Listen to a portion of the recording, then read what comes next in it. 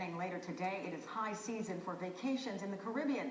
But be warned, the region's high rate of crime is spilling over into the tourist areas on many islands. NBC's Michelle Kaczynski is in Miami with the details. Good morning, Michelle. Good morning, Tamara. You just think paradise, right?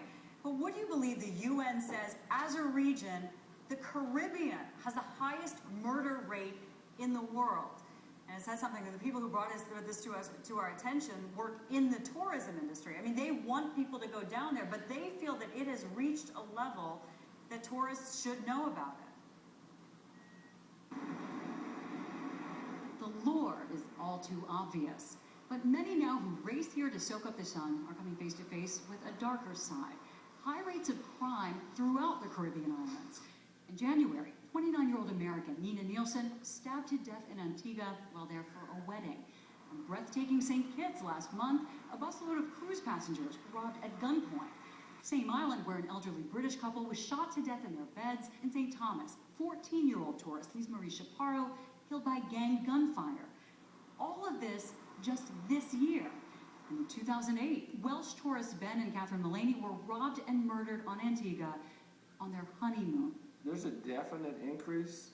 Not only is there an increase in the number of cases, but in the severity. The UN even put together a report showing how crime is impeding the development of the Caribbean.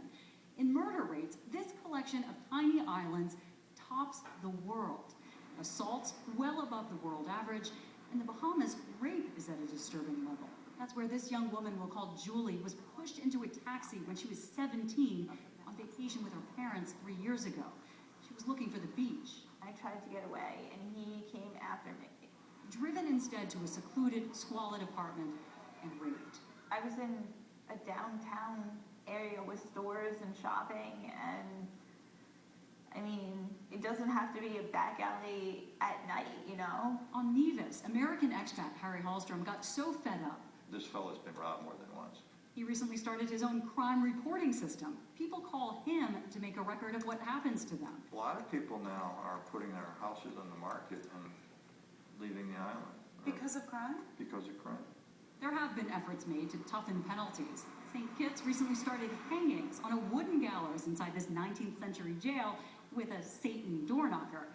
But officials would not talk to us, would not return calls or emails until a PR firm for the island got involved. We are of the firm view that St. Kitts is and will remain a safe place.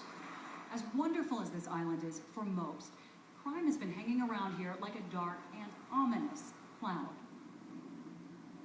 One big reason experts cite is drug trafficking. We also hear a lot of frustration about how hard it is to get information out of there, how few cases are prosecuted. But you know, nobody wants to scare anybody. In the last year, more than 10 million people visited the Caribbean, and it seems the vast majority of crime affects the people who live there. But many feel that tourists should at least be warned when they leave their resort or cruise ship because so few know about this and their guard is down. Tamron? All right, Michelle Kaczynski, thank you. It is 7:19. Once again, here's Matt.